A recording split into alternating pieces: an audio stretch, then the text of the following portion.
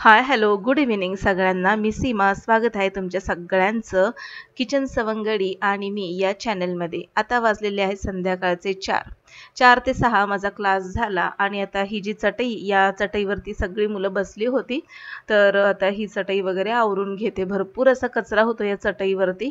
धूळ तर येतेच आणि शिवाय मुलांनी जो पेन्सिलचा, शॉर्पनरचा जो काही कचरा केलेला असतो तो देखील असतो. तर इथे मी काय केलं, चटई झटकून घेतली आणि इथे मी आता ठेवून देते आणि झाडू वगैरे मारून घेते. संध्याकाळचा क्लास झाला की थोडंसं मला रिलॅक्स वाटतं.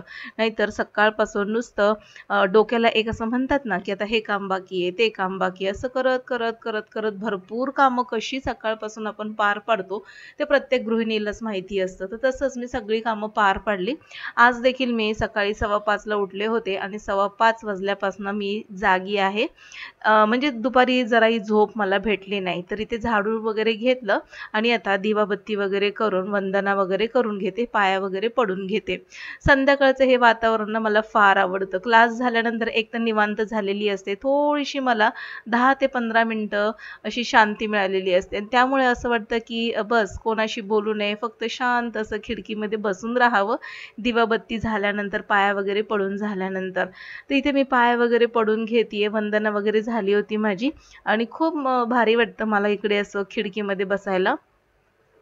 तर मग किचनमध्ये मी आधी चहा ठेवला होता, तर आता किचनमध्ये जाते आणि मुलांना आणि मला देखील चहा घेते आता. आमच्या आई असल्या ना म्हणजे सासूबाई, तर त्यांना जवळपास 4:30-5 ला चहा लागतो. कारण की गावी ना लवकर चहा पितात गावची मंडळी. पण आता इकडे शहरामध्ये आल्यानंतर कसं आहे, माझा क्लास सुरू असल्यामुळे मला लवकर वगैरे चहा करता येत नाही आणि आता सासूबाई माझ्याकडे नाही आहेत. त्यामुळे मग माझा नेहमीचाच हा वेळ असतो चहा घेण्याचा. तर आता वाजलेले आहेत जवळपास 6:30 वाजून गेलेले आहेत, जवळपास 6:45 होत आलेले आहेत. तर दूध दिलं मुलाला आणि आता इथे मी दोघांना देखील चहा घेतला. थोडीशी भूक लागली होती कारण की दुपारी ना मी जास्त काही जेवले नव्हते. फक्त काहीतरी फ्रूट सॅलड खाल्लं होतं, त्याच्यावरच होते. तर भूक लागली, तर चहाबरोबर थोडासा चिवडा खाऊन घेतला. तसं बघायला गेलं तर अधेमध्ये काही खायला नाही पाहिजे आपण, म्हणून तर आपली तब्येत सुटते. डॉक्टर दीक्षितचा पॅटर्न तुम्हाला माहिती असेल किंवा मग कोणी बघितलं असेल, तर त्याच्यामध्ये डॉक्टर दीक्षित असं सांगतात की 12च्या आत जे काय खायचे ते खाऊन घ्या आणि सूर्यास्त व्हायच्या आतच तुमचं म्हणजे स्वयंपाक वगैरे होऊन 7च्या आतमध्ये तुम्ही जेवून घ्या. त्याच्यानंतर अधेमध्ये काहीच खायचं नाही. पाणी पिऊ शकता, ताक वगैरे पिऊ शकता, पण इतर पदार्थ काही खायचे नाहीत. त्यामुळे मग तुमची तब्येत अधेमध्ये खाल्ल्यामुळे ती सुटते.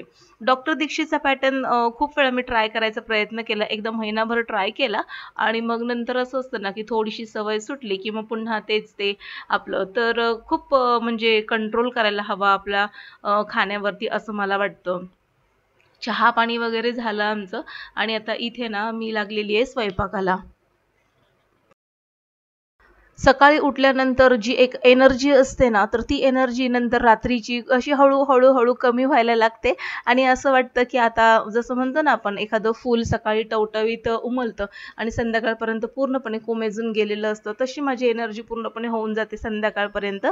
कारण की सकाळचा क्लास, त्याच्यानंतर संध्याकाळचा क्लास, घरातली कामं आणि एक्झाम जर असेल ना, तर मग काही विचारूच नका. ते एक एक्स्ट्राचं बर्डन असतं डोक्यावरती. तर इथे सकाळी ना म्हणजे दुपारी ज्या चपात्या मी केल्या होत्या, तर त्या जवळपास 4 ते 5 शिल्लक आहेत. त्यामुळे मला इथे भात किंवा सॉरी भाकरी किंवा चपाती करायची काही गरज नाही आज. तर मग मी विचार केला की भात करूया आणि अख्खा मसूर करूया. एका कुकरला भात लावला आणि आता दुसऱ्या कुकरमध्ये अख्खा मसूर करतीये.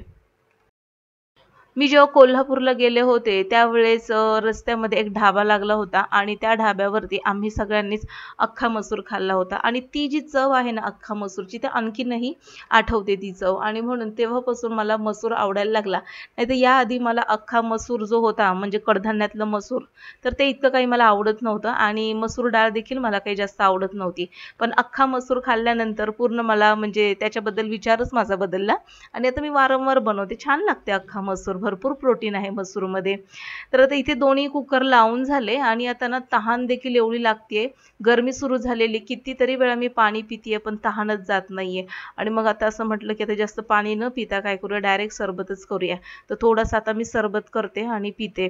कारण की तहानच जात नाहीये, काय करायचं समजत नाहीये. घसा कोरडा पडतोय, ओठ सुकल्यासारखे होत आहेत. तर इथे ग्लासात थोडं पाणी घेतलं आणि माझ्या एकटीपुरता आता सरबत करून घेते, कारण की दोन्हीही मुलं आता घरामध्ये नाही आहेत, बाहेर गेलेली आहेत ती ग्राउंडमध्ये. आता मी हे माठातलं पाणी घेतलं आणि माठातल्या पाण्याचाच मी इथे सरबत बनवते. फ्रीजमध्ये शक्यतो आम्ही पाणी आणि बर्फ ठेवत नाही. मग उन्हाळा कितीही कडक असू दे. कारण की बर्फ किंवा मग फ्रीजचं थंडगार पाणी पिल्याने त्याचे शरीरावरती खूप वाईट परिणाम होतात. तर मस्तपैकी आता हा सरबत झाला आणि पिला आणि काय सांगू, इतकं बरं वाटलं ना मला सरबत पिल्यानंतर. पूर्ण घसा असा कोरडा-कोरडा पडला होता. पाणी पिऊन देखील काही इतकं मला बरं वाटत नव्हतं. पण सरबत पिल्यानंतर खूप छान वाटलं मला. एक फ्रेश अशी तरतरी आली. टँगमध्ये ना, म्हणजे टँग सरबतचं जो प्रीमिक्स आहे, तर त्यामध्ये ना व्हिटॅमिन सी भरपूर आहे आणि ऑरेंज फ्लेवरचं जर आपण सरबत प्रीमिक्स घेतलं ना, तर मस्त वाटतं, तरतरी येते. आणि शक्यतो ज्यावेळेस आपल्याला अशक्तपणा वगैरे यायला लागतो किंवा येत असेल, तर डॉक्टर ना, म्हणजे आमच्या इकडचे जे फॅमिली डॉक्टर आहेत, तर ते सांगतात लिंबू पाणी प्या किंवा मग एक टँगचं पॅकेट आणून ठेवा. जेव्हा जेव्हा तुम्हाला असं वीकनेस वाटायला लागतो, त्यावेळेस हे टँगचं सरबत करून पीत जा. तर मी आणून ठेवलंय ते. आता उन्हाळा सुरू झालाय म्हटल्यानंतर मुलं पण अधेमध्ये सरबत वगैरे मागत राहतात आणि म्हणून मी ते ठेवून दिले घरामध्ये आणून. जेवणं वगैरे झाली सगळ्यांची आणि भरपूर असा भांड्याचा ढिगारा पडला होता. तो सगळा घासून काढला. डब्बे वगैरे टिफिन मुलांचे सगळे घासून काढले आणि आता हे भांडे जे आहे धुवून या रॅकमध्ये लावते. कसं आहे ना, सकाळपासून मला वेळच मिळत नाही आणि आता मला करायची आहे साफसफाई घराची. कारण की 14 एप्रिल जवळ येत चाललेली आहे आणि एकटीच काम करते मी. घरामध्ये काही मेड वगैरे काहीच नाहीये. त्याच्यामुळे मला ना आता सध्या एक्झाम सुरू असल्यामुळे एक्स्ट्रा क्लासेस देखील चालू आहेत. म्हणजे रविवारचे देखील माझे क्लासेस चालू आहेत. त्यामुळे रविवारचं देखील मला वेळ मिळत नाही. पण असाच जर मला अर्धा तास, 1 तास असं जर मला मिळाला, तर त्यामध्ये मी थोडं-थोडं काहीतरी साफसफाई करत असते. तर मी आता 2 ते 3 दिवसापूर्वी किराणा सामान घेऊन आलेली आहे आणि आता मला ते सामान सगळे ते डब्यामध्ये भरायचे. तर भांडी सगळी घासून झाली. पण मग मी विचार करत होते, की आज ना सगळे ते डब्बे वगैरे जे आहेत, ते सगळे क्लीन करून काढू. पण म्हटलं आधी पहिला हा भांड्यांचा पसारा वगैरे सगळा काढते. तर इकडे सगळी भांडी झाली. आता ही सगळी खाली ठेवून देणार आहे, लावणार नाहीये मी लगेचच. सगळी भांडी घासून झालेली आहेत आणि आता मला किचनचे जे डब्बे आहेत, ज्याच्यामध्ये आपण डाळी, कडधान्य ठेवतो, ते देखील घासायचे आहेत. भांडी सगळी झाली आहेत, निथळून ठेवते आणि खाली ठेवून देते आणि मग ह्या सगळ्या डब्यांमधलं सामान मला रिकामं करायचं आहे. जसं जसं मला वेळ मिळेल तशी तशी मी थोडी 1-1 तासामध्ये जितकं थोडं-थोडं काम मला करता येईल साफसफाईचं तेवढं मी करणार आहे. कारण की कसं आहे, आपण छोट्या-छोट्या भागामध्ये जर ते काम केलं तर जास्त बर्डन येत नाही आणि आपण थकणार देखील नाही आणि काम देखील व्यवस्थित होतं असं मला वाटतं. तसं बघायला गेलं तर 14 एप्रिल आणखीन खूप लांब आहे. पण आतापासूनच जर मी तयारीला लागले ना, तरच मला असं वाटतं की ते व्यवस्थित माझ्याकडनं सगळं होऊन जाईल. तर भांडे घासून झाल्यानंतर हा ओटा थोडासा क्लीन केला आणि आता हे जे डबे आहेत ते घासून घेते. जास्त नाहीयेत तसं बघायला गेलं तर मी अधेमध्ये एखादा डबा रिकामा झाला की लगेचच भांड्यामध्ये घासायला ठेवते. त्याच्यामुळे डबे काही इतके खराब वगैरे होत नाहीत. आता सामान भरायचं आहे आणि 14 एप्रिल जवळ आली म्हटलं चला डबे पण क्लीन करूया. तर किराणा सामान भरत असताना ना मी डब्यांमध्ये कधीच डाळी किंवा कडधान्य असं डायरेक्ट ओतत नाही. ज्या पॅकिंगच्या पिशव्या असतात ना त्याच पिशव्या मी डायरेक्ट थोडासा कट मारून डब्यांमध्ये ठेवते. म्हणजे डबे देखील आतून स्वच्छ राहतात. बारीक किडे ज्याला आपण मस्किडे वगैरे म्हणतो ते तसं होत नाही. आळ्या वगैरे होत नाहीत आणि धान्य, कडधान्य आणि डाळी देखील छान राहतात. तर एवढे डबे मी काढलेले आहेत आणि आता हे व्यवस्थित मी घासून घेते. तारेच्या काथ्याने घासले तर खूप छान निघतात हे, पण कसं आहे चरे पडतात स्टीलच्या भांड्यांवरती म्हणून मी ह्या स्क्रबरनेच घासून घेते. कधी-कधी मला असं वाटतं, की आपण गृहिणी आपल्या कॅपॅसिटीपेक्षा जास्त काम करतो आणि आहे त्यामुळे आपल्याला काही असं जाणवणार नाही. पण ठराविक वयानंतर आपल्याला थकायला होतं, कमजोरपणा, अशक्तपणा जाणवायला लागतो आणि म्हणून आपण आपल्या तब्येतीची काळजी घेतली पाहिजे. घरातली कामं करत असताना परफेक्ट असं आपलं डाएट प्लॅन असला पाहिजे. व्यवस्थित आपलं आहार असला पाहिजे. जेवणामध्ये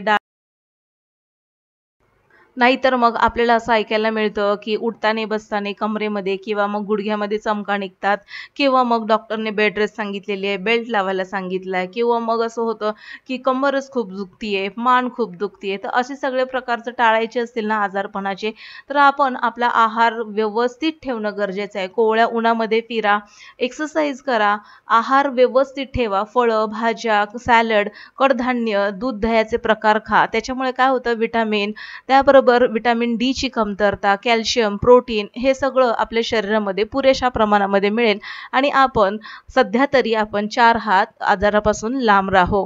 तर इथे मी बघता बघता बऱ्यापैकी आता सगळेच डबे घासून घेतले आणि आता हे घेतलेले जे डबे आहेत ते लगेच खिडकीमध्ये धुवून सुकत ठेवणार आहे. खिडकीमध्ये मस्तपैकी वारा सुटलाय थंडगार.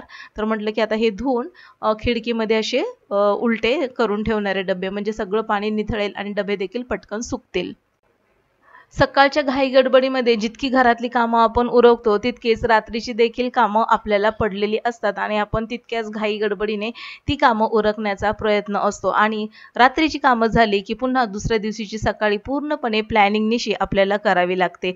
तर इथे हे सगळे डबे मी निथळत ठेवलेले आहेत. किचनचा ओटा पुन्हा एकदा कोरडा केलाय. थोडंसं पाणी पिणार आहे आणि आता मला जायचं आहे डान्स प्रॅक्टिससाठी. तर मी चाललेली आहे पुन्हा खाली. तर बाय बाय. आजच्या व्लॉगमध्ये इतकंच. जर आजचा व्लॉग तुम्हाला आवडला असेल तर नक्कीच लाईक, शेअर आणि सबस्क्राईब करा. भेटू पुन्हा नवीन एका इंटरेस्टिंग व्हिडिओमध्ये. तोपर्यंत बाय बाय.